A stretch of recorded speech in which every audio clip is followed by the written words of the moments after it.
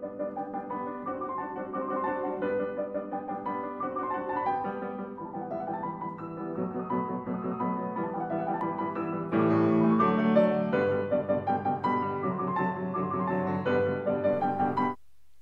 my name is Barbara Nissman, and I am speaking to you from my music studio here in beautiful Greenbrier County, West Virginia.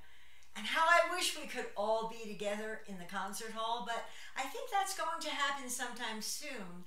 But in the meantime, I've been working in my studio and preparing some recordings. We're about to record 2 CDs next month, and I'm going to be recording 8 more Beethoven sonatas. So I've been working, and I thought I'd share with you my progress. We're not there yet because I still have time before I get in the recording studio, but I thought it would be fun to introduce you to another one of the sonatas I intend to record. And these 8 sonatas were mainly works that I learned as a student, and they haven't been war horses of mine in the concert hall, so I thought it would be fun to go back and explore and rediscover. And of course now it's like working on a brand new piece because so many years have gone by, and hopefully we get older, we get a little wiser, we see more things, and it's been like discovering a new work. So I thought today I would introduce you to the D major Sonata of Beethoven, his Opus 28, and it's nicknamed the Pastoral, you know, similar to the Pastoral Symphony, but this is not a nickname that Beethoven gave the work. Once again, the publisher stepped in because he's trying to sell these sonatas, so they thought nicknames would help the listeners and the pianist buy the music. So that's how it got its name.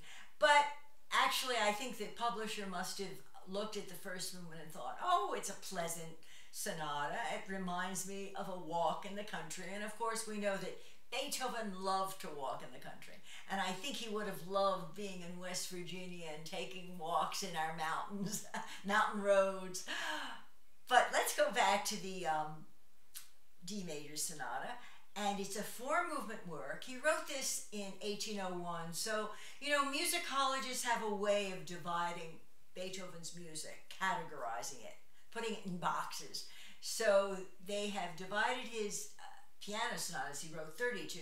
They put them in 3 different periods. So we have the early sonatas where musicologists will say, well, he was under the influence of Mozart and Haydn and really the classical sonata form. And I would say to that, even in these early sonatas, you hear already Beethoven with his own individual voice. And then we have the middle period, and I played some sonatas for you from that period, his virtuosic period. He's really coming into his own with the instrument. And then, of course, the late period where he really forges new territory and really bridges classical and romantic periods. They really do verge on romanticism, actually. I really think he was the beginning of the romantic period. So let's go back to this early sonata. And it's in 4 movements, and you will hear the influence of Haydn and Mozart on sonata form, but yet the voice is uniquely his own. Beethoven was a wonderful craftsman. And even with minimal material, like when we think of the 5th Symphony, ba ba ba ba, I mean, he builds a whole symphony on that motive. Beethoven could do that in the piano sonatas. And I was thinking the other day, I'm always amazed. Each sonata is so different. Each sonata is really a gem, and they don't. Sometimes you don't even think the same composer could have such a gamut of emotion or the craftsmanship either. But what you see in Beethoven is the minimalism. I mean, the minimal thematic material. And I always think he kind of confines his vocabulary. You're going to really see this in the first movement. He uses very few words, but each word, of course, is very significant. You know, and I always compare that to, you know, sometimes we're having a conversation with somebody and they keep talking and it goes on for like a half hour, and then you finish the conversation and you say, what did he say? I mean, what was that all about? Because sometimes people have a way of just speaking and saying nothing. And that is definitely not true with Beethoven. Every note he wrote is meaningful, but it's amazing what he did with minimum vocabulary. And I think we're going to see this. I'm going to try and point this out to you in the first movement. So let's start with that first movement. It's an allegro movement. And what's interesting is that Beethoven starts with kind of a drum motive. My left hand is going to be imitating the drum, and it's going to be constant through that first theme, like this.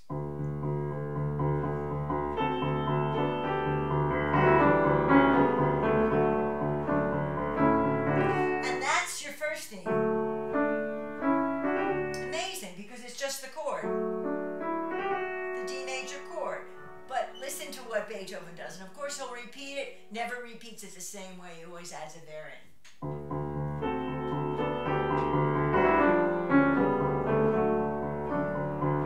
Then he'll repeat, then the drum goes on.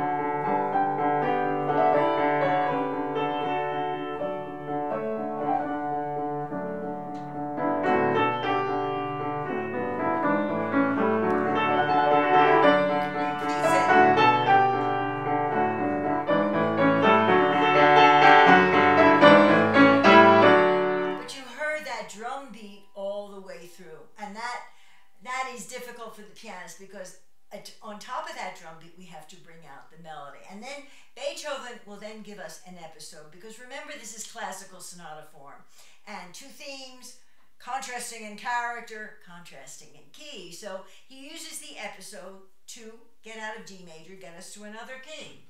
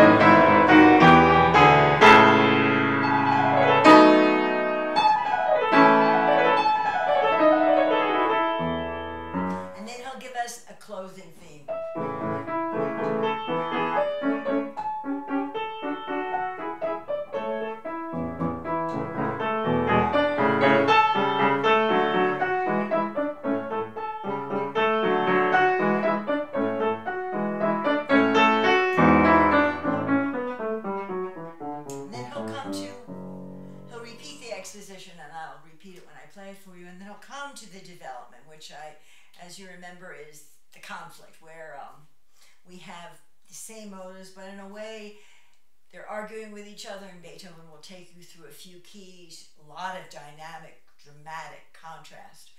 But you can see from the opening why the publisher probably called it the Pastoral Sonata, even though it wasn't Beethoven's nickname, because it's very pleasant, it makes you smile.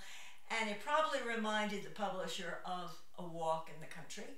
And Beethoven used to love to walk in the country. In fact, can you imagine? He would have loved West Virginia with our mountain roads, and he would have loved walking here. So now we get to the development. The same motive, the opening thing, and the drum.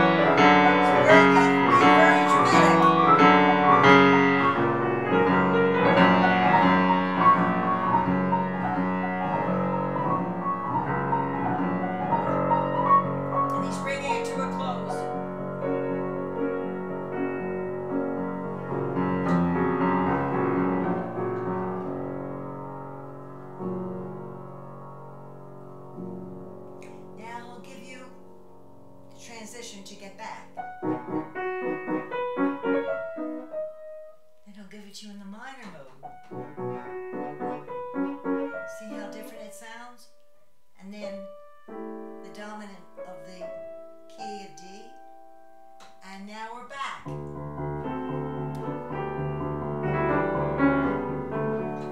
And that's essentially the material he's using. And then, of course, that second theme will be in the original key, not in the contrasting key as it was before, and the closing section. And then he gives us a wonderful ending.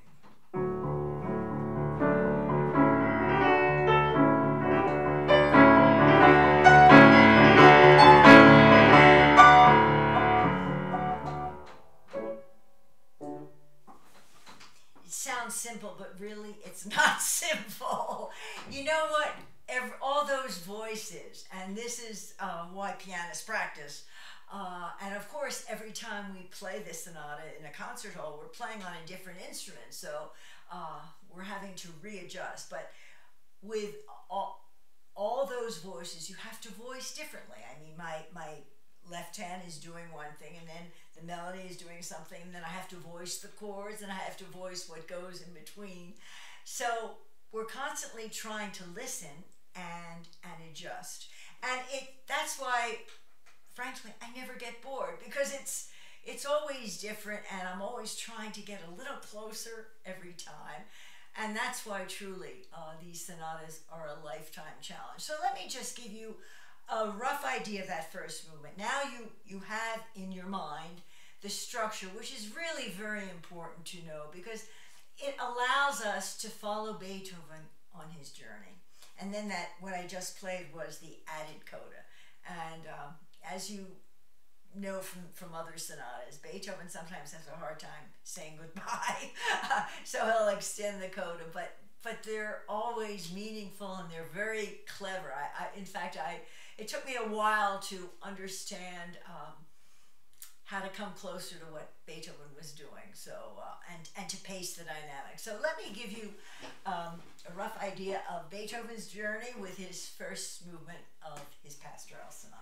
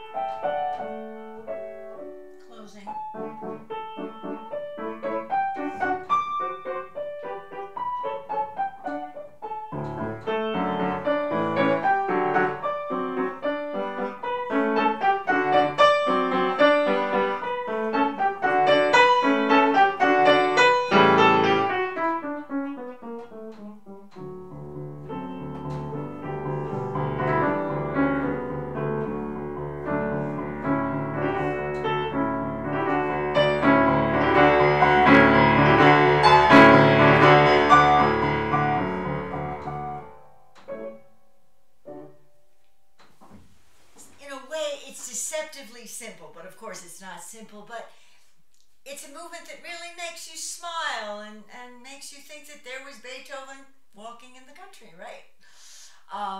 Although you can see what I mean about voicing. I mean, all those voices that have to come out, and that's why with every piano we play, it's always different. And I guarantee you when I record it, every take will be different. I try to do 3 performance takes and then choose which one I like, but they're always different.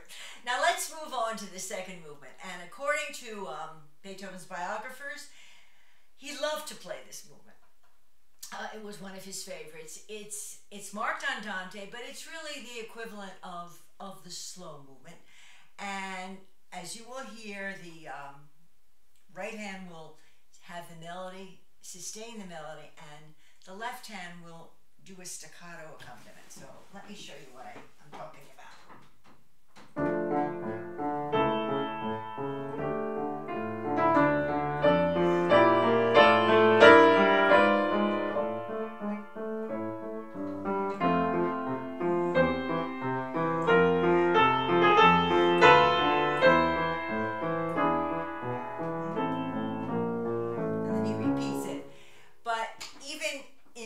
Opening theme, what I have to do at the piano is really voice. I've got to give the voice, the bass accompaniment, a separate voice, then a separate color. Then I give the chordal right hand. And you're going to hear what an expert Beethoven was with contrast. And of course, contrast is so important in one's journey, of course, and if we didn't have contrast, it would be really very boring. I always think of somebody who talks in a monotone and keeps talking like, without any inflection, and so that's what it would be without contrast. So there's a lot of contrast in this movement. So then Beethoven goes on.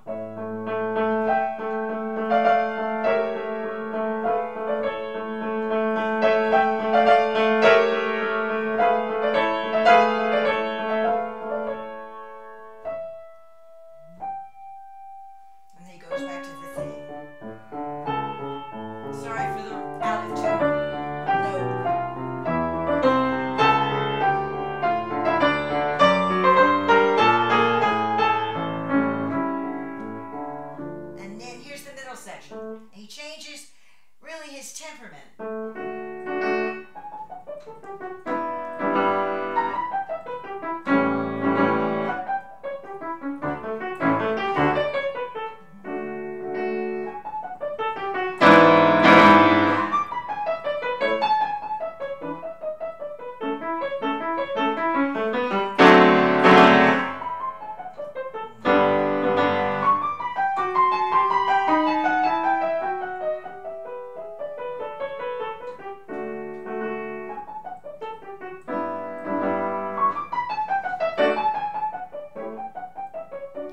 And then he'll go back to the opening theme. And the ending he makes very dramatic. But the contrast is wonderful. In fact, I think it sounds like a peasant dance in the middle. And of course, he changes modes. He starts in D minor, and then that peasant theme, that middle section theme, is in D major. It's like, in a way, this is a very rustic sonata. So maybe that publisher's nickname was right. So let me play for you, give you a rough idea of Beethoven's favorite movement. He loved playing this.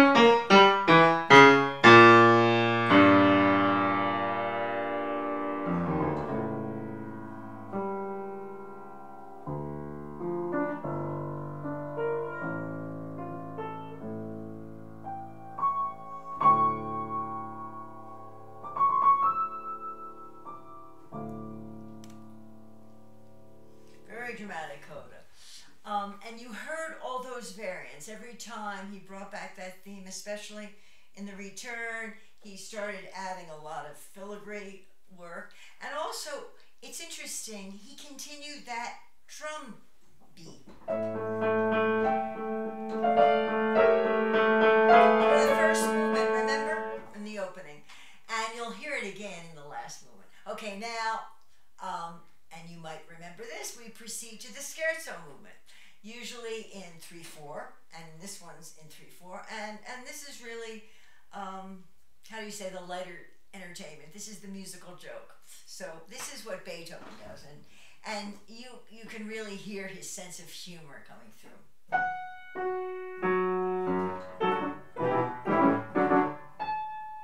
And I apologize for that out of tune.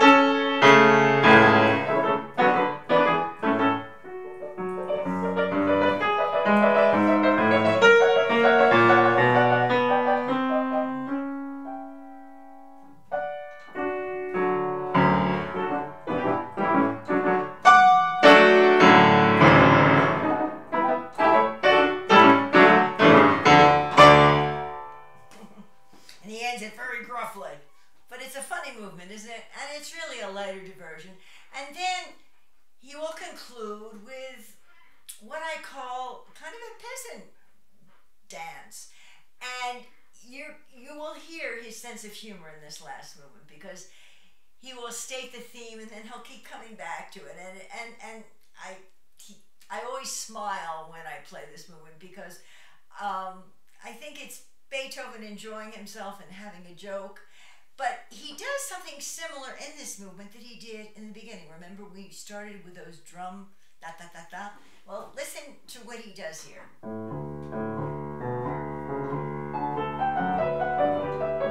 He keeps repeating.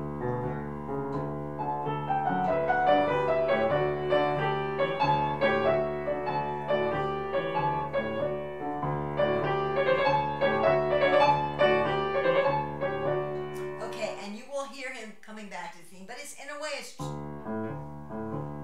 drone theme, and then I'll get to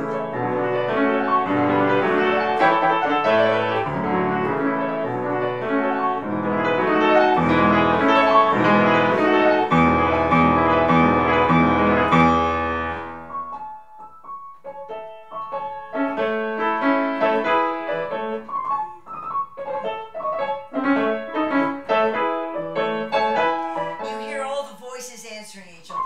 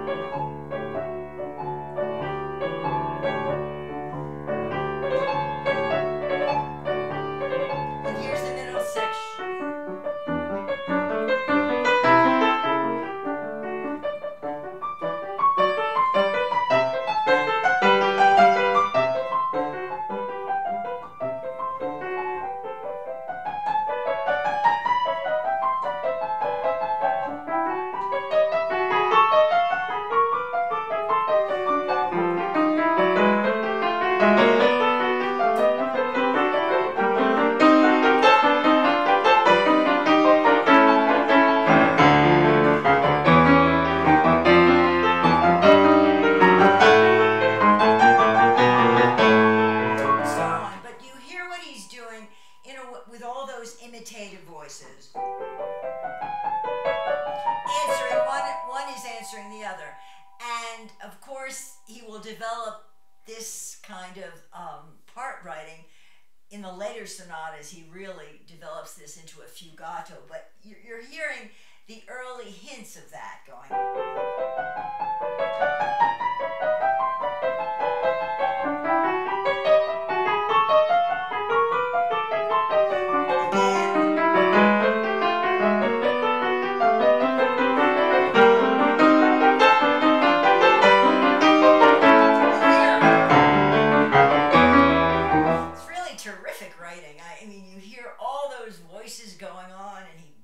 The drama, because this is the middle section, and then again he returns, and the coda is really brilliant. Let me play the end for you, and then of course I'll play the whole movement. But so he comes back to it, and then the last time he comes back to it.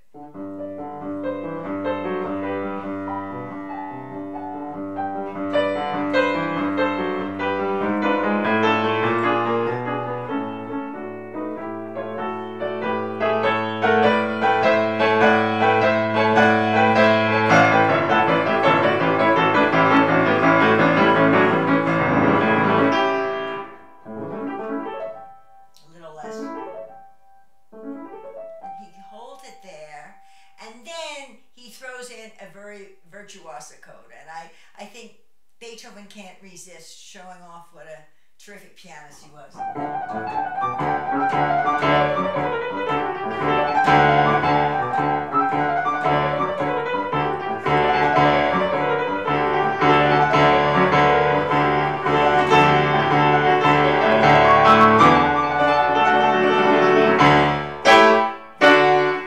So that's the gist of this last movement, but it's deceptively simple, but it's funny, and it's very dramatic, and it really shows off what Beethoven does with minimal material. That's what I said in the beginning. His vocabulary, it's as if he limits his vocabulary in this sonata, and the genius is what he does with it. So listen to this last movement, and you'll see what I mean about this drone that keeps coming back, and you have to smile every time it comes back. So this is a rough idea of the finale of the Pastoral Sonata.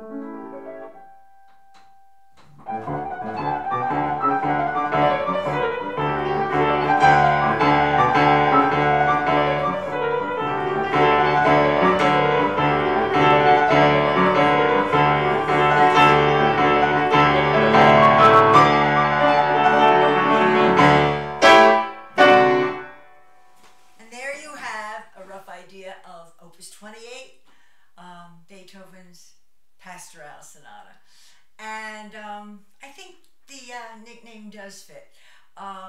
It's peasant-like, but yet, you know what? At the same time, it's very sophisticated. Sophisticated writing for a very young man. And I just read a wonderful quote, and I'm going to have to paraphrase it for you, but the gist of it was that Beethoven, after he wrote this sonata, said, you know, I get very upset with my piano music and the fact that so many people play it so badly. So this is inspiration for all of us pianists to keep practicing. And maybe Beethoven will hear us and we can please Beethoven. But his sonatas, his 32 sonatas, are really a lifelong challenge. And how fortunate we are that he's left us so much wonderful music. And of course, I'm not even mentioning his 9 symphonies or his wonderful string quartets or his choral works or his piano concertos, his violin concerto. But there's a wealth of listening to be appreciated. And you know, it reminds me of that wonderful quote of my friend Rachmaninoff. He said, what is it, a lifetime is not enough for music is enough for a lifetime, but a lifetime is not enough for music. So, or maybe I got it backwards, but the gist of it was there's not enough time for us. And but the joy that Beethoven has given the world is quite amazing, and how grateful we are to have music in our lives. And hopefully soon we will have live music again in the concert hall, and we can all visit again personally and experience live concerts. So thank you so much for listening, and I promise you that there will be another Beethoven sonata in the works very soon. This is wonderful practice for me because I get a chance to put into words what the kind of work I've been doing in my studio all alone and share it with you. So be well, take good care, and till next time. Thank you.